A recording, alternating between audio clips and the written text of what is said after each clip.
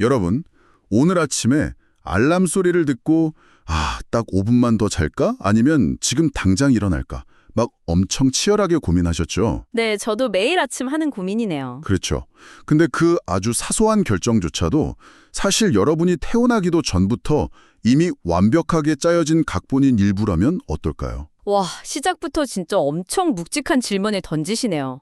오늘 점심에 뭘 먹을지, 앞으로 어떤 직업을 가질지 이 모든 게 이미 다 정해져 있다면 우리는 그저 정교하게 프로그래밍된 로봇에 불과한 걸까? 이런 생각 한 번쯤 해보셨을 겁니다. 맞아요. 운명과 자유, 이 둘 사이의 딜레마는 수백 년, 아니 수천 년 동안 인류의 지적 논쟁의 중심에 있었던 주제잖아요. 네, 그래서 오늘 저희가 깊이 파헤쳐 볼 자료들이 바로 이 골치 아픈 난제를 정면으로 다루고 있습니다. 종교적인 텍스트들을 좀 모아봤거든요. 흥미롭네요. 어떤 내용들이죠? 이른바 예정론, 자유의지, 그리고 구원의 원리에 대한 내용이에요. 사실 처음엔 저도 이거 너무 딱딱한 신학교리 아닌가 하고 걱정했거든요. 아무래도 용어 자체가 좀 무겁게 느껴지긴 하죠. 그러니까요. 그런데 이 텍스트들을 계속 파고들수록 겉보기엔 절대 만날 수 없는 평행선 같은 이 모순들이 마치 그 정교한 스위스식의 톱니바퀴처럼 찰칵하고 맞물려 돌아가는 논리구조를 가지고 있더라고요. 오, 스위스 시계라 아주 적절한 비유네요. 오늘 우리가 살펴보는 자료들의 핵심은 단순히 특정 종교의 교리를 나열하는 게 아니거든요. 네, 맞아요. 그 절대자의 주권이라는 거대한 판 안에서 인간의 선택이 어떻게 짓눌리지 않고 살아 숨쉴 수 있는가, 그걸 논리적으로 풀어내는 거죠. 맞습니다. 그래서 이 텍스트가 제시하는 세계관을 따라가다 보면 종교를 떠나서라도 인간이라는 존재의 자유를 바라보는 시야 자체가 굉장히 넓어지는 걸 느끼실 수 있을 겁니다. 자, 그럼 본격적으로 오늘 자료를 한번 파헤쳐보죠. 방금 말씀하신 그 예정론부터 짚어봐야 할 것 같은데요. 사실 예정론이라는 단어를 딱 들으면 제일 먼저 드는 어떤 강한 반발심이 있거든요. 어떤 반발심이죠? 약간 내 인생이 이미 다 스포일러 당한 거라면 내가 지금 발버둥 치며 막 노력하는 게 대체 무슨 소용이야 하는 허무함이랄까요? 충분히 그럴 수 있죠. 당연한 반응입니다. 오프닝에서 제가 말한 것처럼 결국 우리는 체스판의 말이라는 뜻 아닌가 이렇게 느껴지거든요. 실제로 역사 속 수많은 사람들이 바로 그 지점에서 절망하거나 엄청 분노했으니까요. 하지만 자료를 꼼꼼히 보면 그건 예정론에 대한 아주 치명적인 오해에서 비롯된다고 지적하고 있습니다. 오해라고요? 어떤 오해요? 텍스트는 예정을 신이 인간의 멱살을 잡고 강제로 믿게 만들거나 반대로 절대 못 믿도록 길을 꽉 막아버렸다. 이런 식의 폭력적인 운명론으로 정의하지 않거든요. 그럼 도대체 무슨 의미죠? 결과를 이미 다 알고 정해놨다는 건 결국 똑같은 거 아닌가요? 미묘하지만 아주 거대한 차이가 있습니다.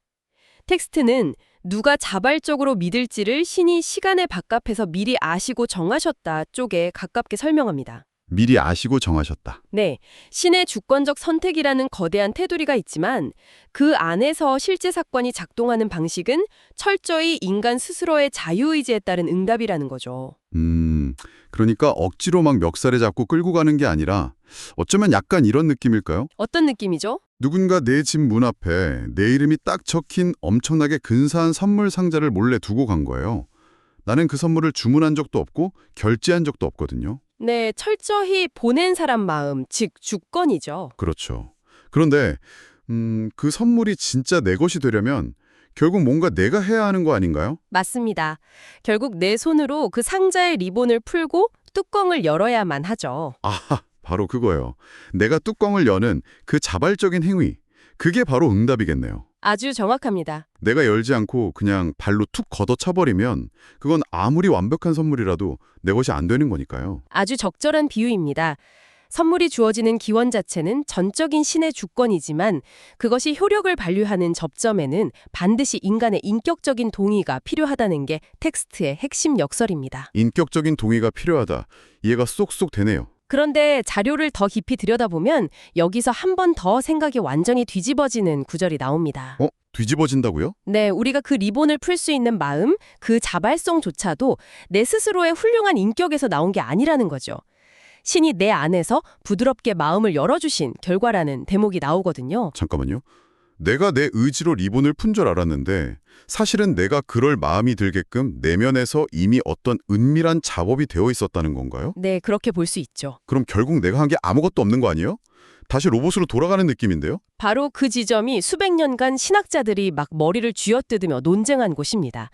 텍스트는 하나님이 택하셨기에 내가 믿게 되었고 내가 믿었기에 택하심이 드러난 것이다 라고 표현하거든요. 문장이 참 아름다우면서도 복잡하네요. 무슨 뜻이죠? 이게 무슨 말이냐면 인간은 철저하게 자신의 자유로운 결단으로 리본을 풀었다고 생생하게 느끼지만 훗날 뒤돌아보면 그 모든 과정이 이미 신의 은혜라는 거대한 섭리 안에 있었다는 걸 깨닫게 된다는 겁니다. 뒤돌아보니까 깨닫게 된다. 맞아요.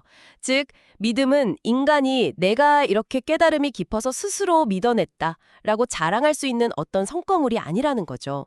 내 안에서 신비롭게 일어난 결과물이라는 뜻입니다. 좋아요.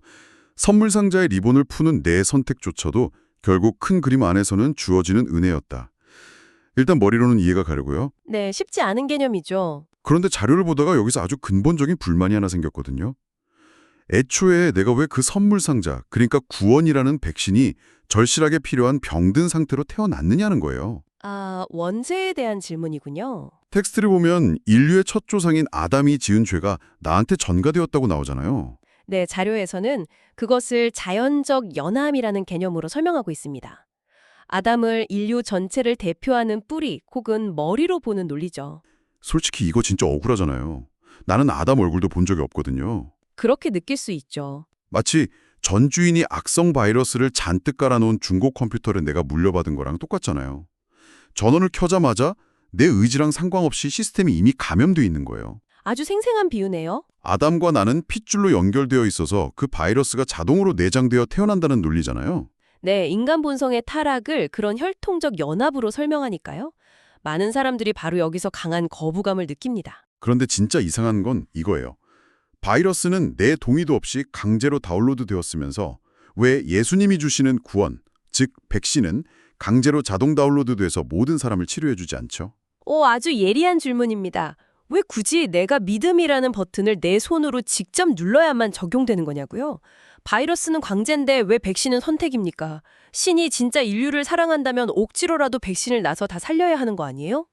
텍스트의 핵심을 찌르는 아주 날카로운 도발이네요. 왜 강제로 살려내지 않는가? 이 질문은 사실 신의 선함에 대한 근본적인 회의를 불러일으키죠. 네, 저도 자료 읽으면서 그 생각이 계속 들었거든요. 하지만 텍스트의 논리를 끝까지 추적해보면 아주 깊은 철학적 이유가 숨어 있습니다.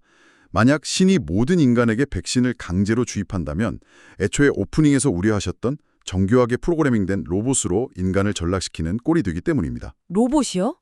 아니, 영원한 생존이 보장된다면 로봇이면 좀 어때요? 당장 다 죽어가는 사람한테 자유의지가 무슨 소용인가 싶기도 한데요. 단지 생물학적인 생존만 놓고 보면 충분히 그렇게 생각할 수 있죠. 생존이 최우선이니까요. 그렇죠. 일단 살아야죠. 하지만 텍스트가 말하는 구원은 단순한 수명 연장이 아닙니다. 신과의 관계 회복을 의미하거든요. 진정한 관계와 사랑은 철저하게 인격적인 자유를 전제로만 성립할 수 있습니다.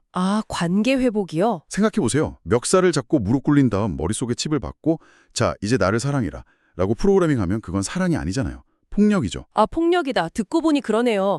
억지로 천국에 데려다 놓는 것조차도 본인이 원하지 않는다면 그건 구원이 아니라 폭력일 수 있겠네요. 그렇습니다. 예수는 희생을 통해 우리를 죽음에서 끌어낼 수 있는 감옥문을 활짝 열어두셨습니다. 백신을 누구든 맞을 수 있게 완벽하게 준비해 두신 거죠. 문은 열려 있다는 거군요. 네, 하지만 그 문 밖으로 걸어 나오는 것, 기꺼이 팔을 걷어붙이고 백신을 맞는 것은 철저히 우리의 자발적인 걸음이어야 합니다. 자발적인 걸음. 아담과의 연합이 피로 맺어진 어쩔 수 없는 자연적 연합이었다면 예수와의 연합은 인격과 인격이 동의하에 만나는 철저한 영적 연합이어야 하니까요. 영적 연합이라는 말이 확 와닿네요. 강요된 사랑은 사랑이 아니니까 문을 열어두고 기다리신다는 거군요. 정확합니다. 그렇다면 여기서 또 하나의 실용적인 의문이 듭니다. 문이 열려 있고 누구든 백신을 맞을 수 있다면 과연 예수의 희생이라는 그 백신의 양은 이 세상 모든 인류를 다 치료하고도 남을 만큼 넉넉한 건가요? 아주 중요한 포인트입니다. 아니면 애초에 소수 정예들만 딱 맞을 수 있게 한정판으로 제작된 건가요? 이 지전이 바로 수백 년간 신학계가 가장 치열하게 정말 피를 튀기며 논쟁했던 구원의 범위에 관한 주제입니다. 자료에 나타난 보편 속죄와 제한 속죄라는 두 개념이 정면으로 충돌하는 곳이죠. 이름부터 벌써 어렵네요. 보편 속죄, 제한 속죄. 최대한 쉽게 풀어보죠. 신의 아들이 흘린 피, 그 희생의 가치는 과연 어느 정도일까요? 자료는 그 효력과 가치에 있어서는 인류 전체 아니면 수십 개의 지구에 사는 모든 사람의 죄를 덮고도 남을 만큼 완벽하고 무한하다고 말합니다. 무한하다고요? 단 1%의 부족함도 없이요? 네, 전혀 없습니다. 이것이 모든 사람에게 구원의 가능성이 열려 있다는 보편적인 측면, 즉 보편 속죄의 의미입니다. 가치가 무한하다. 그러면 결국 남김없이 모두가 구원받고 해피엔딩으로 끝나야 하는 거 아니에요. 약이 그렇게 차고 넘치는데. 하지만 현실은 그렇지 않다는 게 문제죠. 앞서 우리가 동의한 대로 아무리 완벽한 백신이라도 강제로 주입하지는 않으니까요. 다시 그 자유의지 문제로 돌아오네요. 네, 텍스트의 결론은 이렇습니다. 약의 효력은 무한하지만 그 약은 부르심에 자발적으로 응답한 자, 즉 택하신 자에게만 실제로 적용된다는 겁니다. 무슨 말인지 알 것 같아요. 그러니까 이게 마치 엄청나게 거대한 최고급, 무제한 뷔페 식당 같은 거네요. 오, 뷔페 식당이요? 전 세계 인구가 다 와서 배 터지게 먹고도 남을 물금 산의 진미가 끝도 없이 차려진 뷔페요. 이게 그 무한한 가치겠죠? 그런데 아무리 음식이 많아도 그렇죠. 아무리 음식이 산더미처럼 쌓여 있어도 식당 안에 들어오지 않으면 아무 소용이 없죠. 맞아요. 밖에서 냄새만 딱 맡고 나는 저 식당 음식 안 먹을래 하고 돌아가면 결국 굶어 죽는 거잖아요.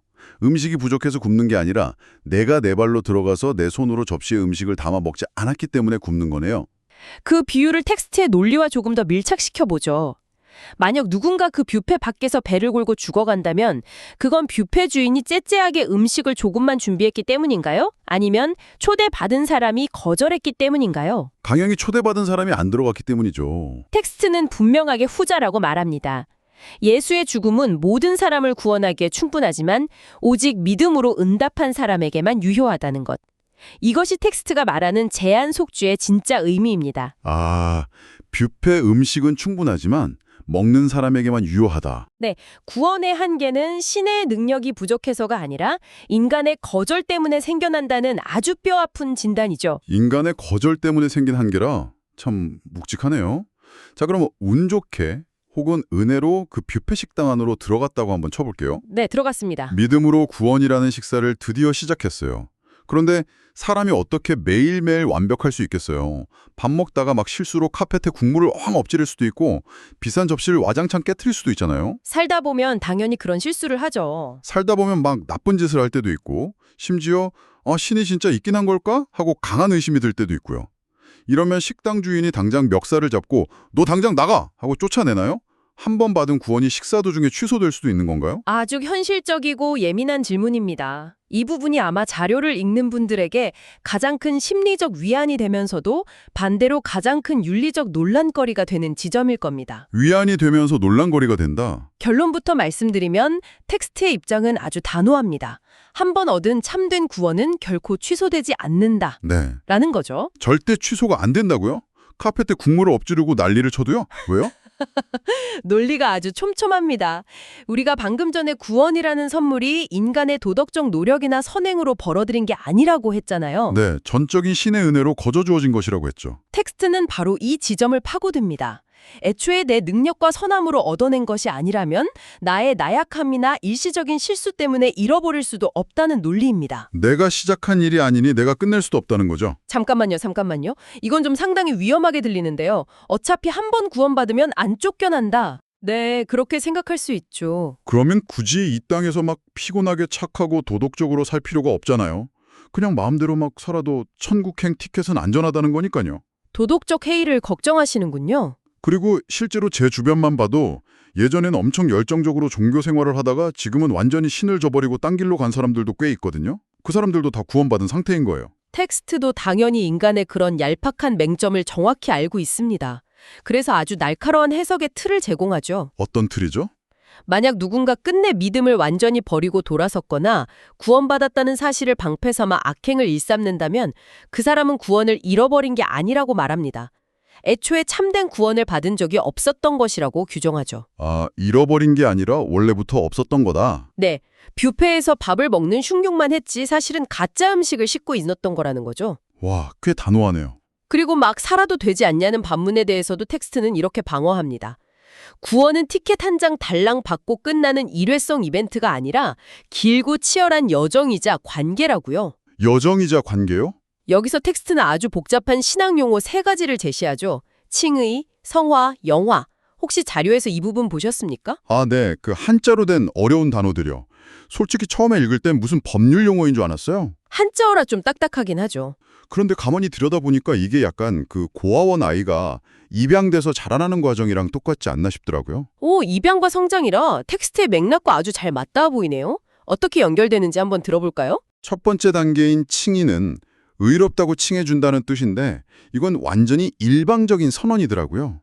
고아원 원장님이 아이에게 다가가서 오늘부터 너는 내 자녀다 하고 법적인 입양 절차를 딱 끝내버리는 거예요. 네, 신분의 변화죠. 가족관계 증명서에 도장이 쾅 찍힌 거죠.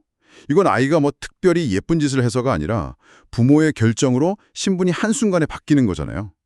번복되지 않는 확실한 과거의 사건이고요. 아주 정확합니다. 그것이 구원의 출발점인 법적 신분 변화, 칭의입니다. 그럼 2번째 단계는요? 두 번째 성화는 거룩하게 변해간다는 건데 이게 제일 현실적이었어요. 입양된 아이가 드디어 대저택에 들어왔다고 쳐봐요. 네, 새 집에 왔네요. 신부는 이제 아들, 딸인데 머릿속엔 아직 길거리에서 훔쳐먹고 싸우던 버릇이 그대로 남아있잖아요. 그래서 새 가족의 문화, 규칙, 예절을 배우며 매일매일 피 터지게 훈련하고 자라나는 현재 진행형의 과정인 거예요. 아, 훈련의 과정이다. 아까 제가 국물 엎지르면 쫓겨나냐고 물었잖아요.